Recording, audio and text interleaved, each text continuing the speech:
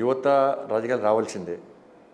కానీ ఈ తెలంగాణ రాష్ట్రంలో బీఆర్ఎస్ పార్టీ ప్రభుత్వం వచ్చిన తర్వాత కేసీఆర్ అనే వ్యక్తి పూర్తిగా రాజకీయాలన్నీ కూడా వ్యాపారమయం చేసేయండి. వాళ్ళు మొత్తం డబ్బుమయం చేసేయండి. అదే ఇంకా కొనసాగుతున్నటువంటి ప్రమాదం ఉంది. అంటే యువతకు అప్పీల్ చేసేది నేను ఒకటే, యువత రాజకీయాలు రావాల్సిందే. కానీ యువత రాజకీయాలకు వచ్చే ముందు ఫస్ట్ ఈ మార్పు అనేది జరగాలి. డబ్బుల ద్వారా, డబ్బులు ఖర్చు పెట్టడం ద్వారా, డబ్బులు పంచడం ద్వారా, ప్లస్ డబ్బున్న వాడే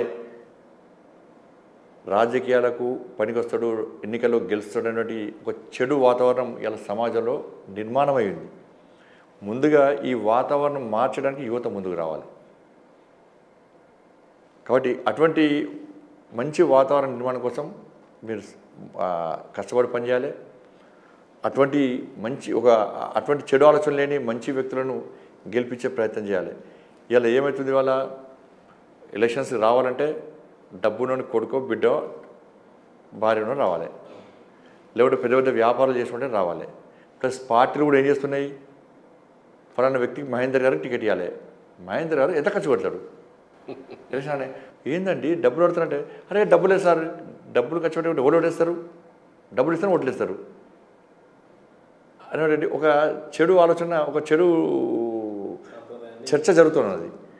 ఇది జరగాలంటే ఓన్లీ యూత్తోనే సాధ్యం. అది అటువంటి వాతావరణం నిర్మాణం చేయాలి.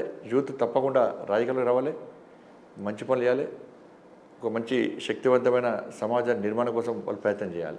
ఫైనల్గా కరీంనగర్ ప్రజలకి, రెండు తెలుగు రాష్ట్ర ప్రజలకి ఏమైనా చెప్పాలి బండి సంజయ్ గారు అని అంటే, మరీ ముఖ్యంగా కరీంనగర్ ప్రజలకి చెప్పాలి అని అంటే ఏం చెప్తారు సార్?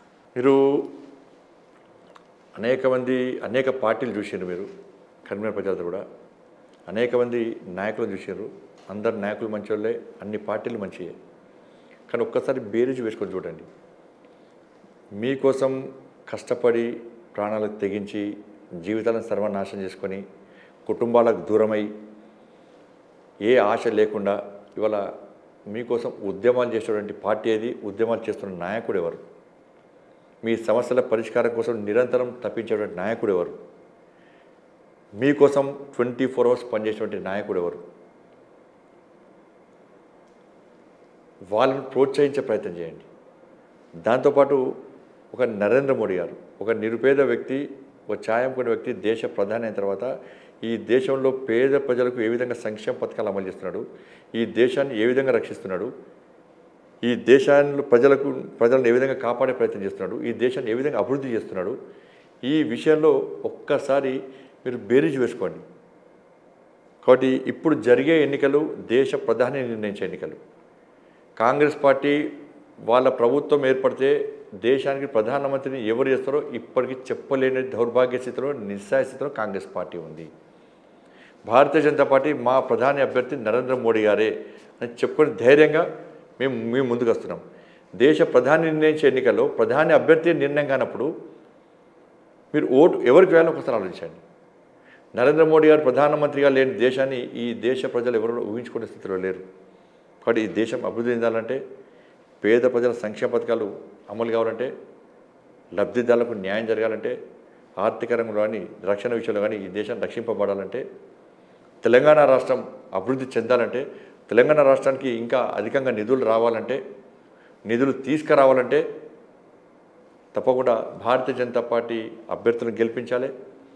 కరీంనగర్ పార్లమెంట్లో భారతీయ జనతా పార్టీ అభ్యర్థిగా పోటీ చేస్తున్నటువంటి బండి సంజయ్ అనే మీ మనిషిని, మీకు ఎప్పుడు అండగా ఉండేటువంటి నన్ను భారీ మెజార్టీతో గెలిపించాల్సిందిగా మీ అందరికీ విజ్ఞప్తి చేస్తూ, నాతో పాటు తెలంగాణ రాష్ట్రంలో మీ బంధువులు కానీ, మీ స్నేహితులు కానీ, మీకు పరిచయం ఉన్న ఎవరినా కూడా ఒక్కసారి ఫోన్ చేసి ఎక్కడ ఏ పార్లమెంట్లో భారతీయ జనతా పార్టీ అభ్యర్థి పోటీ చేసినా వాళ్ళకు ఓటేయండి అని చెప్పి మీ తరఫున ఓట్లు వేసేటువంటి ప్రయత్నం చేయాల్సిందిగా మీ అందరికీ విజ్ఞప్తి చేస్తూ, 17 పార్లమెంట్ స్థానాల్లో భారతీయ జనతా పార్టీ గెలిస్తే మేమందరం పోయి నరేంద్ర మోడీ గారితో మాట్లాడి ఎక్కువ నిధులు తీసుకొచ్చే అవకాశం ఉంటుంది.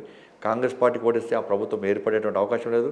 బీఆర్ఎస్ పార్టీ పరిస్థితి నా ఘర్కా నా ఘాట్కా అన్న పరిస్థితి ఉంది. కాబట్టి మంచి మనసుతో ఈ దేశానికి సంబంధించిన ఎన్నికలు, ప్రధాని నిర్ణయించే ఎన్నికలు కాబట్టి అటువంటి ఆలోచనతో మీ మంచి నిర్ణయాన్ని భారతీయ జనతా పార్టీ వైపు ఆలోచించి పువ్వు గుర్తు మీద ఓటేసి గెలిపించాల్సిందిగా అందరికీ విజ్ఞప్తి చేస్తున్నాను. భారత్ మాతాకి జై, జై శ్రీరామ్.